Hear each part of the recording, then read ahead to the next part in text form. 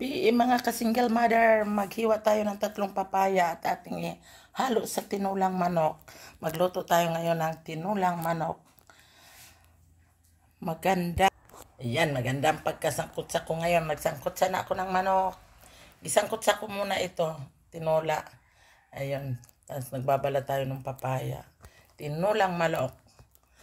Happy Thanksgiving mga kapatid. Luto ang tinulang manok para dali namin sa lokal. August 23, 2025. Salamat sa Diyos. Ka-single mother, manguha tayo ng tanglad at aking ihalo sa tinulang manok. Mangunguha tayo ngayon. Pili tayo ng malaking tanglad. Ayan, nabawasan na mga ka-single mother. Ito na ang ating tanglad na kinuha. Ayan, ito na mga ka-single mother. May halo ring malunggay ang ating tinulang manok. Ayan. Imayin na natin yan.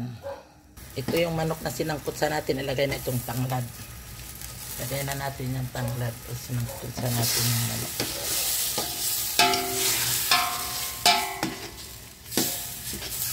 Kasangkot sana yan.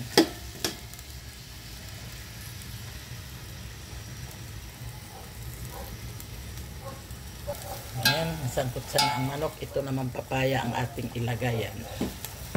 Nasangkot sana ang manok. Yan. Lagay na natin ang papaya. Mga ka-single mother, tinulang manok ating lulutuin. Tinulang manok na may tanglad. Yan, malunggay. Adalhin natin ito sa lokal itong ating luto ngayon. Salamat sa Diyos sa biyaya. Yan. Pati nang hahalo.